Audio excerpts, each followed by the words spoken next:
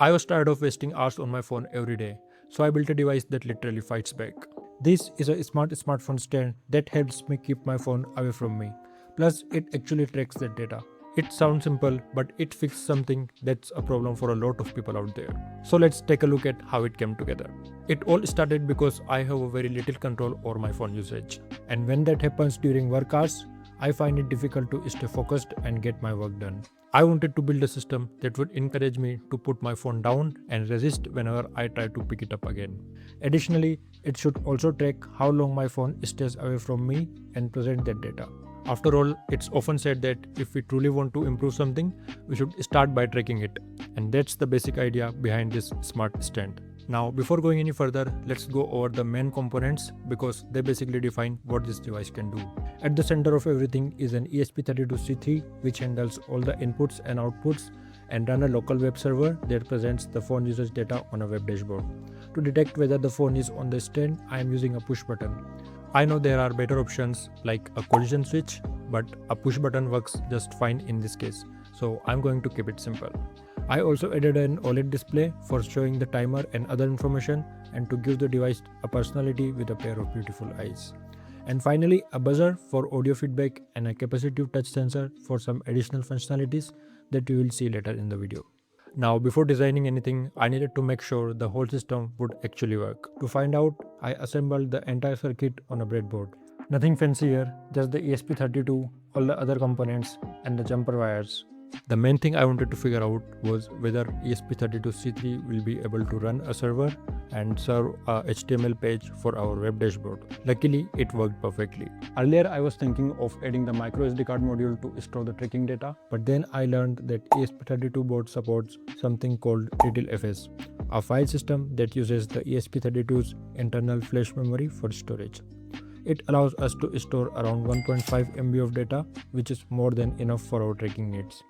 After uploading the code, the circuit was working exactly as expected on the breadboard. Now the next step was to figure out the body for the stand. Firstly, I looked for existing 3D designs for phone stand on the internet to see if I could find something that would fit my use case. I couldn't find anything suitable, but I did get some inspiration for my own design. The idea was simple.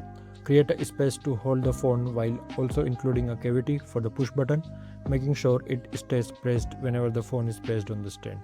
Before jumping into 3D design, which I wasn't very good at, I built a prototype out of cardboard to see how it would look and feel in real life. The cardboard version worked well, but I wasn't sure whether a 3D printed version would feel the same. But there was only one way to find out. With the first design, the OLED screen didn't fit properly and the body felt too small.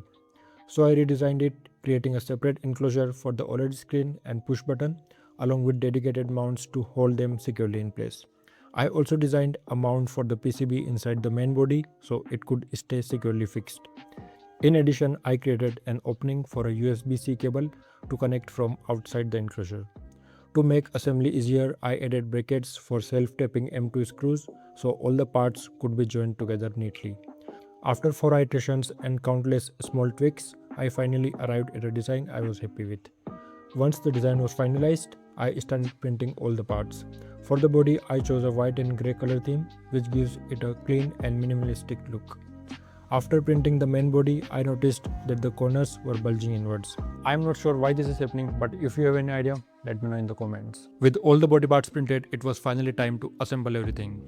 I started with the enclosure for the OLED screen and push button. Firstly, I placed the components inside the enclosure and then attached it to the main body using super glue. I had also designed the enclosure with the option to use M2 screws to attach with the main body, but honestly super glue worked just fine in this case. Next, I assembled the entire circuit on a puff board using 23 gauge wire along with male and female headers to connect everything together. Once the circuit was complete, I mounted the puff board inside the main body, attached the touch sensor at the back of the body and secured the cover using self-tapping M2 screws. And with that, the stand was finally ready to use. As soon as I powered the stand using USB cable, it starts connecting to Wi-Fi. Once the connection is established, it's ready to use. When it's idle, it displays a pair of playful animated eyes, giving it a personality and making it feel more alive. When I place my smartphone on the stand, it starts tracking that time as focus or productive time. If I try to pick up the phone, the stand gives me 5 seconds to put it back. If I return it within that time, the timer continues. It's a small feature, but it helps prevent those unnecessary phone checks. Along with the timer, the display also shows an IP address. And by visiting that address from any device connected to the same Wi-Fi network, I can access the focus dashboard. The dashboard displays the focus timer, daily highlights, a focus timeline, and a productivity heat map, giving me a clear picture of how I'm spending my time. When the stand is idle, I can press the touch sensor to set the timer for 2, 5, 10, 15, 20, or 30 minutes. Once the timer expires, the stand starts beeping to remind me to put my phone back on it. It continues for 1 minute unless I place the phone back on the stand. If I hold the touch sensor for 2 seconds, the stand switches to clock mode, allowing it to function as a desk clock, while the phone tracking functionality continues to work in the background, and the tracking timer remains visible on the web dashboard. Holding the touch sensor again for 2 seconds takes it back to its default tracking mode. I have been using this phone stand for the last 2 weeks, and while it hasn't completely stopped me from using my phone, it has actually made me aware of my habits. And honestly, that's exactly what I wanted. If you would like to build one for yourself, let me know in the comments and I will share the resources. I have also built an AI camera using ESP32. If you wanna see that, click on the video showing on the screen and I will see you there.